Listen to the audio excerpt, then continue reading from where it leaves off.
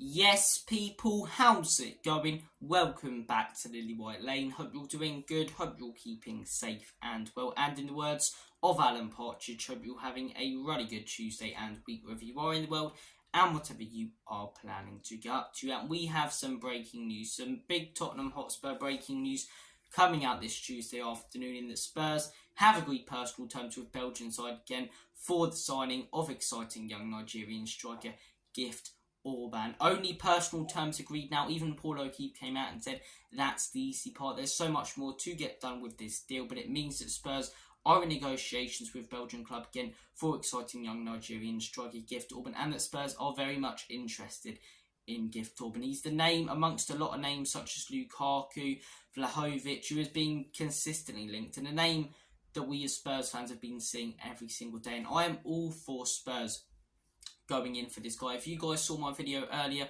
on how I would spend that 100 million, Gift Orban would be a player I would invest some of that money into. I think he's exciting.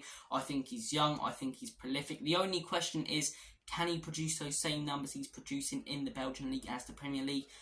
The answer to that is there's only one way to find out, and I'm willing to risk it. I'm willing to risk it, and I'm willing to take this approach where Tottenham Hotspur are signing these young, exciting players. And surely he can't be worse than Richarlison has been, right? One goal the entire of last season. And everyone said when we brought in Richarlison, he's Premier League proven. And I do think it's important being Premier League proven, but Richarlison was Premier League proven and did a much better job at Everton than he did at Tottenham Hotspur. So look, I don't think it's as big a factor as people consider it. I think the guy's got some great numbers in Belgium, and if he can get half of that in the Premier League, that's still better than Richarlison. Any forward players right now, based on the form we have at this football club. I think he's pacey as well, which is what you need when you're playing Ange Postecoglou's system. He's a good header of the ball. He's got pretty much everything. I understand it's a big step up, but I just said there are players who are Premier League proven who've moved up, to bigger and better clubs and not done well at all, not succeeded and not fulfilled their potential. So look, I'm all for Spurs going in for this guy. He's 22 years of age, 30 to 35 million. That's the figure we are hearing, and I'm willing to spend that money. I like the approach Tottenham are taking when it comes to bringing in exciting young players, and I'm all for Spurs making the signing. Would I prefer someone like a Vlahovic, like an Osimhen? Of course I would. What Spurs fan wouldn't? But we've got to be realistic. Granted, the reason we're in this position, in my opinion, is because of ENIC and Levy and failing to back Conte and failing to back Jose and manager after manager. So that's why we're in this position where, in my opinion, we can't attract big players like Osimhen, like Vlahovic. It's not that we don't have the money, because we do now. We've got that 100 million. Will it all be invested? I said in my video earlier, probably not, because of Daniel Levy and ENIC. But it's not a case of whether we've got the money or not. It's a case of players wanting a move to a club that have no European football, that are going in for young players and rebuilding, and that finished 8th last season.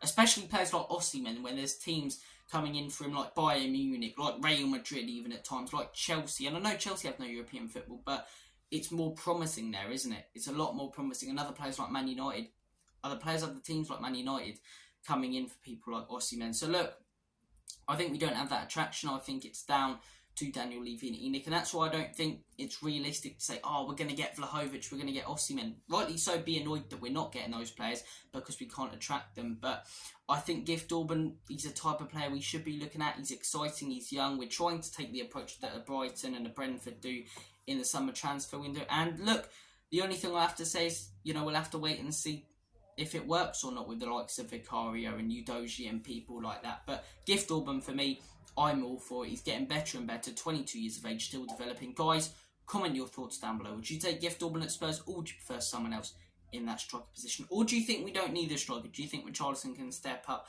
or Sonny can play that central role? Guys, comment your thoughts down below. Now, I want to comment on another thing quickly, and this is something that's frustrated me that I've seen today, that I saw yesterday. The criticism of Vicario is an absolute joke. The guy's played one Premier League game for Tottenham Hotspur, one proper competitive game of football in a lily white shirt.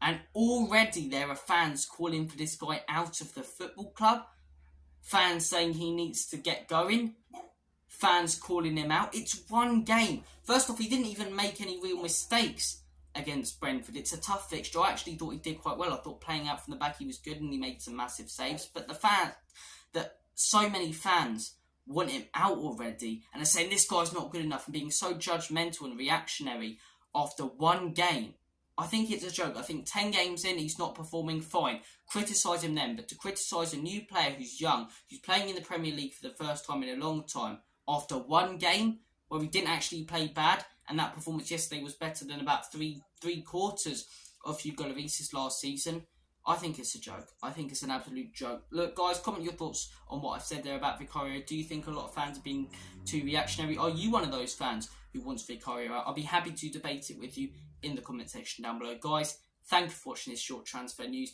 and I wanted to say my little bit about Vicario. Stay tuned on the channel for plenty more content, daily uploads. Take care of yourselves, all the best. Smash that subscribe button, hit the like, and tap the notification bell. And as always, come on you Spurs, Enoch and Levy out. In Big Ange, we trust.